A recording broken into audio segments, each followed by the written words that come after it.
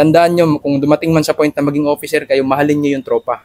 Kasi sa lahat ng bagay, yung tropa talagang kailangan natin. So, regardless kung gaano ka pa kagaling na tao, o kung gaano ganda yung achievement mo, but hindi ka marunong makisama or hindi ka marunong mag-lead ng tropa, wala ding mangyari.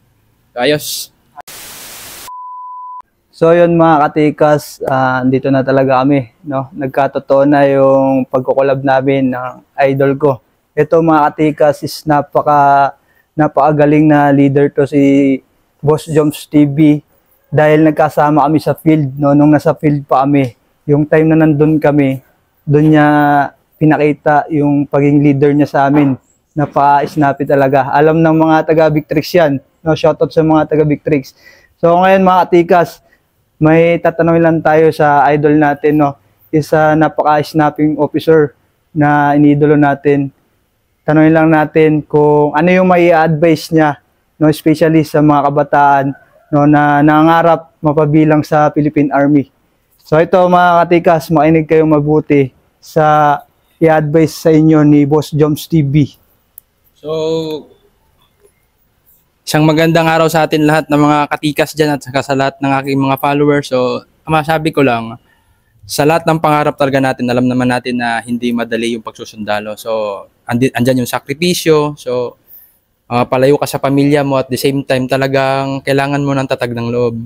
So, sa lahat ng bagay, kahit anong profesyon ng papasukin mo, talagang lahat yan mahirap. Pero sa lahat ng bagay, pag pangarap mo, walang mahirap. So, kailangan mo ng determinasyon, talagang positibo ka sa buhay, kailangan mo talagang tibayan ang loob mo kasi sa lahat-lahat, pag hindi ka determinado at mahina ang loob mo na talagang sa una pa lang, talagang susuko ka, wala talagang mangyari. So sa pagiging isang leader, lahat kasi ng bagay, para sa akin ngayon hindi ko man inasahan na magiging officer ako. So parang sa akin, parang bonus na lang yun na kumbaga sa tropa, sa level ng tropa, pag trabaho.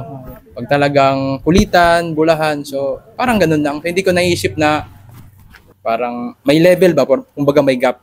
Kasi para sa akin, same lang naman tayo. Kumbaga nagkaroon na talaga ng ibang linya yung yung naging buhay ko sa naging officer ako. So lahat ng tandaan nyo, kung dumating man sa point na maging officer kayo, mahalin nyo yung tropa. Kasi sa lahat ng bagay, yung tropa talagang kailangan natin. So regardless kung gaano ka pa kagaling na tao, o kung gaano ganda yung achievement mo, but hindi ka marunong makisama or hindi ka marunong mag-lead ng tropa, wala ding mangyari. So, ayos. Ayos sir, napakalupit, napakatikas ng mensahe ni Boss Joms TV.